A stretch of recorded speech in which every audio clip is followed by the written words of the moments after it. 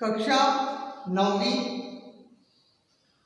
और इसमें कविता का नाम जिस देश में गंगा बहती है इस कविता का नाम है। और यहाँ पर उन्मुखीकरण के नाम से एक छोटी सी कविता दिया गया है। शांति का संदेश जहाँ है, सबका सम्मान जहाँ है, गीत खुशी के गाते जहाँ है, ऐसा भारत और कहाँ है। कवि यहाँ पर बता रहे हैं कि शांति का संदेश देने वाले, सबको समान रूप से देखने वाले, सब लोग मिलजुल कर खुशी के साथ जीने गीत गाने वाले भारत के वासी हैं। भारत के सिवा अन्य देशों में यह बहुत कम से पाई जाती है। इसका अर्थ है भारत शांति का देश है। भारत में रहने वाले मिलजुल कर रहते हैं। जात पात धर्म कोई भेदभाव को न रखकर सब लोग मिलजुल कर खुशी से अपना जीवन बिताते हैं।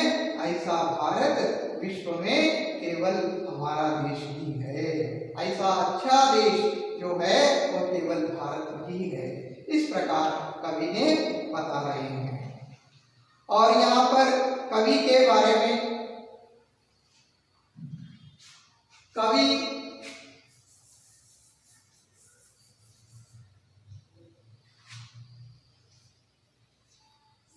श्री शैलेंद्र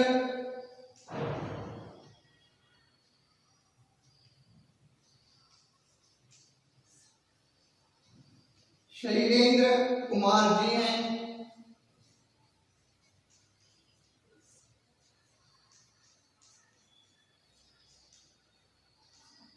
और उनका जीवन काल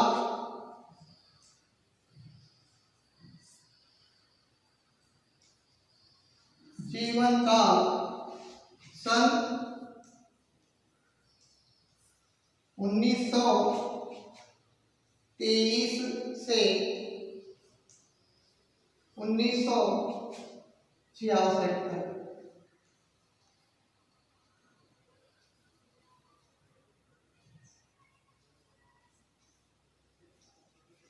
और उनकी रचनाएं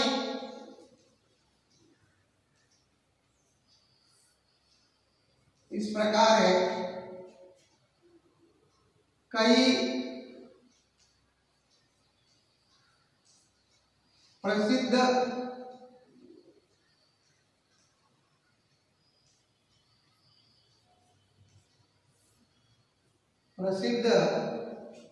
फिल्म गीतों का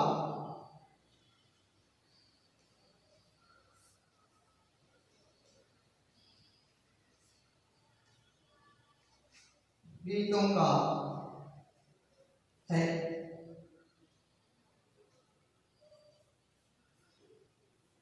और उन्हें उनका पुरस्कार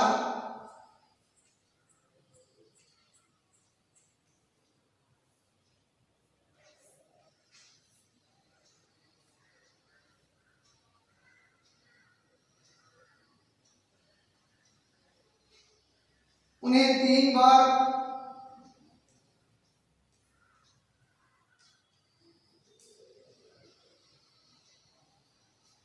फिल्म फेयर अवार्ड,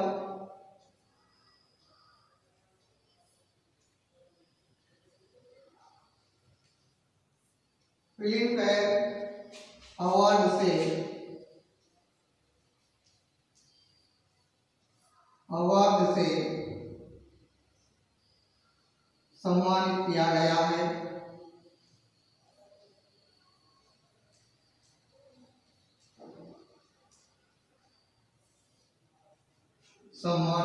गया है।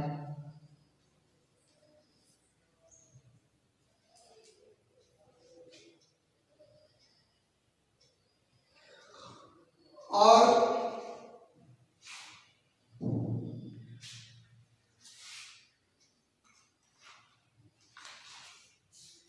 कवि इस कविता में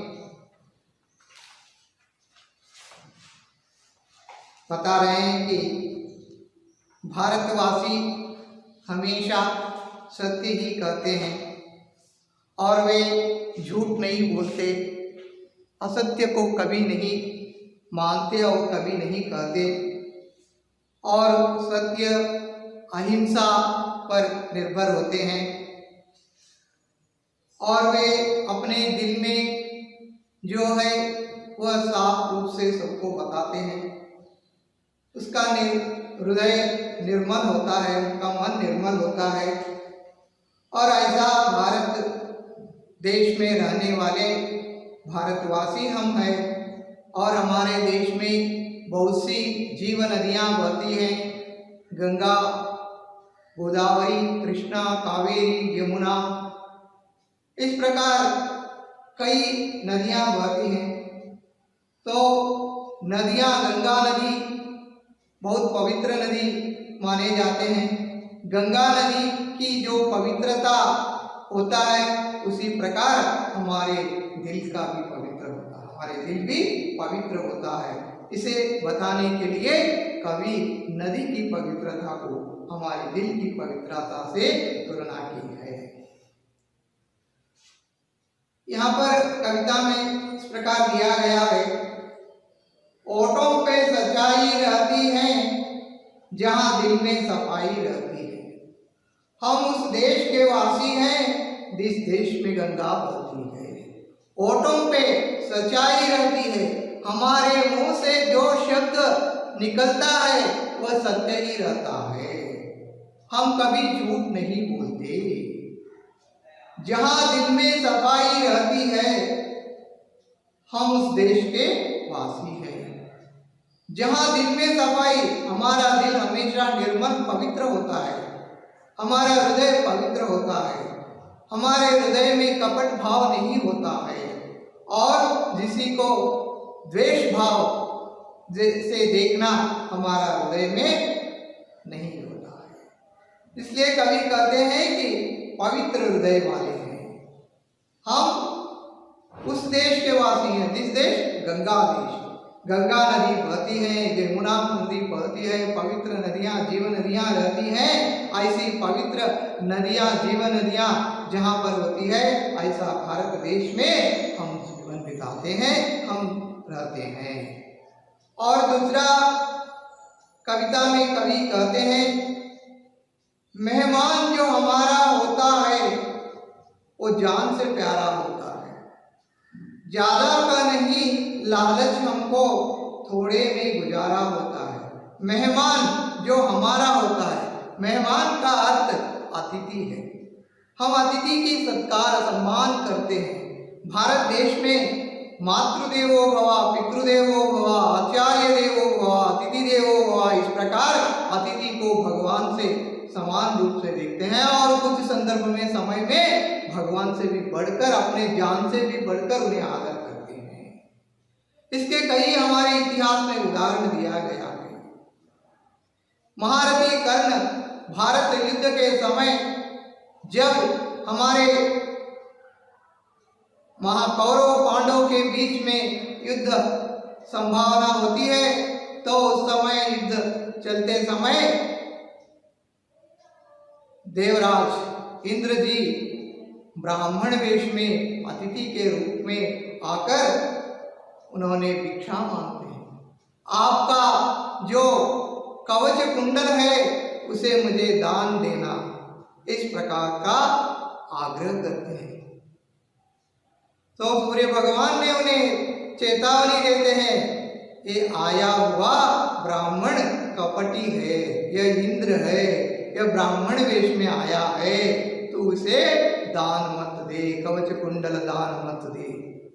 लेकिन कर्ण ने उस बात को इनकार करते हुए कहा, जो भी आया, जो भी मांगा, उसे देने के लिए यह कर्ण तैयार है। यदि वह जान भी मांगता तो मैं खुशी से जान देने के लिए भी तैयार हूँ। इस प्रकार कहकर अपने कवच कुंडल को दान देते हैं। इसका अर्थ है हम अतिथि को किस प्रकार सम्मान करते हैं, किस प्रकार आदर करते हैं, इस बात से हमें मालूम होता है। ज्यादा का नहीं लालच हमको, थोड़े में गुजारा होता है। हम कभी दुराशावादी नहीं है, हम आशावादी हैं लेकिन दुराशावादी नहीं है। हमें जो प्राप्त हुआ भगवान का प्रसाद समझकर उसे स्वीकार करते हैं। जितना मिला उसी से ही हम तृप्ति से हमारा जीवन बिताते हैं। इसलिए कवि कहते हैं लालच हमें नहीं है और जो मिला उसे से हमारा जीवन बिताते हैं। तो यहाँ पर अर्थ, पहली दो कविता के अर्थ यहाँ पर बताने के लिए कोशिश करता हूं। शब्दार्थ,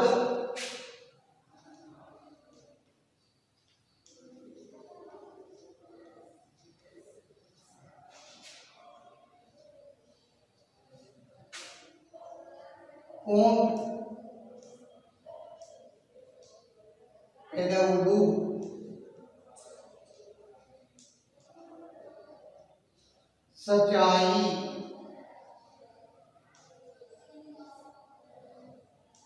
वास्तवमु निजमु,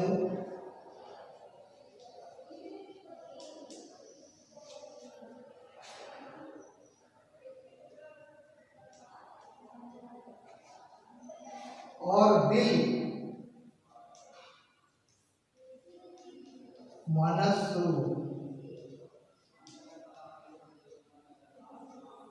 या हृदय, हृदयमु।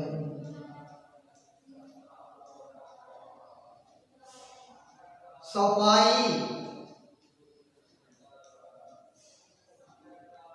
सफाई का अर्थ परिशुभ्रता,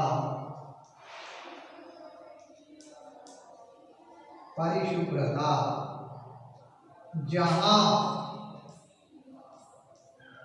ఎక్కడైతే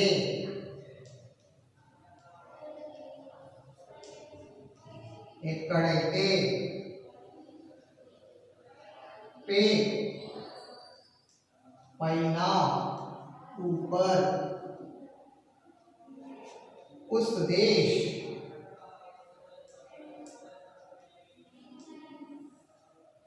ఆవేశము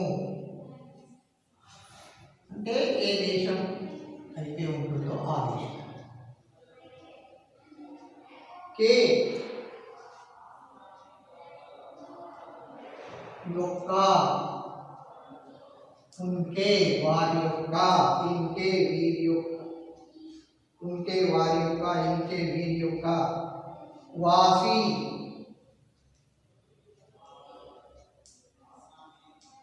रहने वाला निवास मुंडवारू।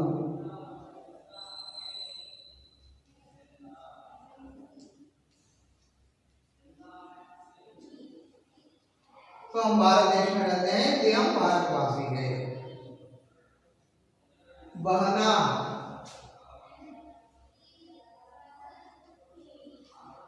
प्रवहिंचुटा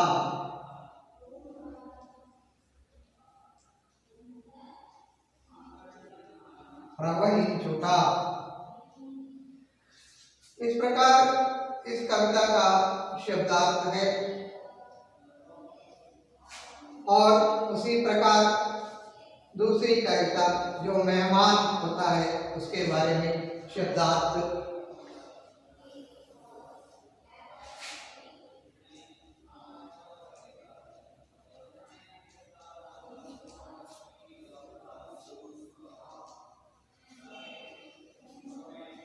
मेहमान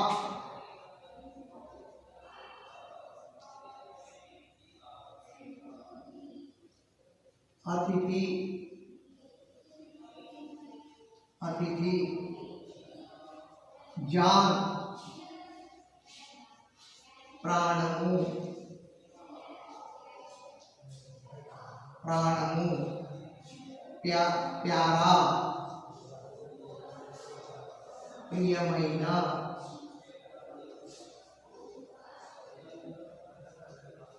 प्रियमैना।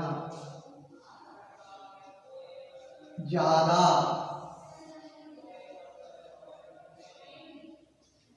ఎక్కువ,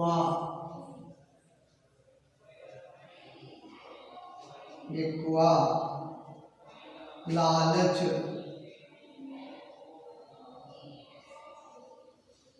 ఆశ, దురాశ కూడా ఎక్కువగా వాడుతుంటారు. थोड़ा, కొంచెం, కొద్దిగా,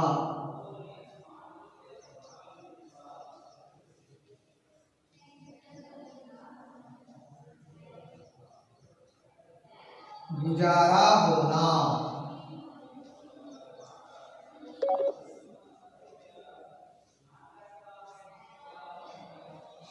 జరుగుబాటు, జీవితం జరుగుబాటు లేక గడుపుట,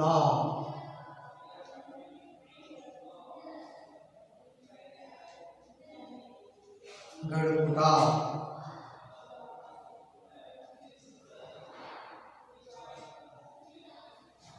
ये इनके शब्दार्थ हैं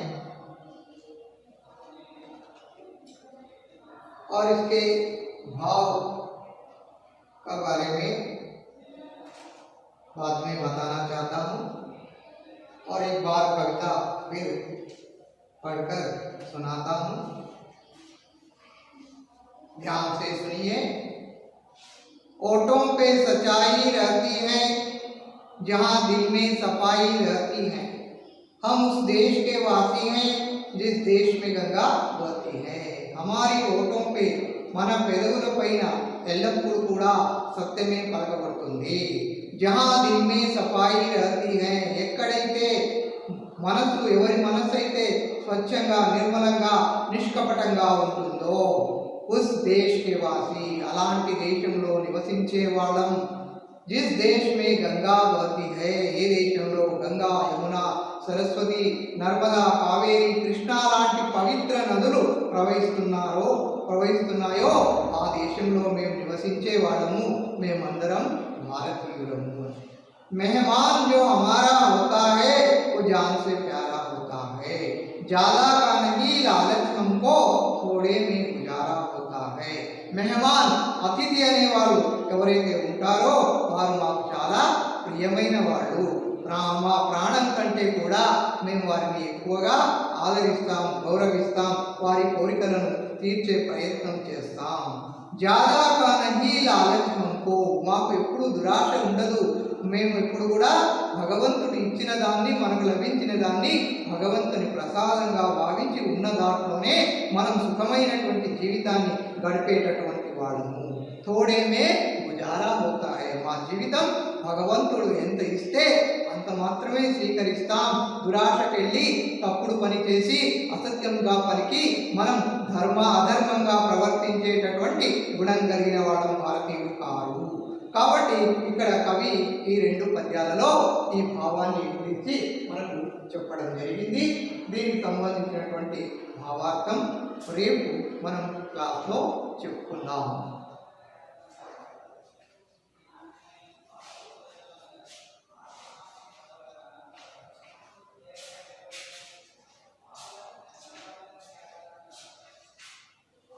మీరు ఈ పాఠం ఏవైతే ఉన్నాయో దీన్ని శ్రద్ధగా మరొక్క మారు మీరు పద్యం ఇంట్లో చదువుకొని తర్వాత ఇప్పుడు చెప్పినటువంటి అర్థాలు ఏవైతే ఉన్నాయో వాటిని శ్రద్ధగా రాసుకొని కవి పరిచయము, శబ్దార్థాలు మీరు మీ యొక్క నోట్బుక్లో రాసుకొని వాటిని సాధ్యమైనంత వరకు కంఠస్థం చేయగలిగితే మంచిది.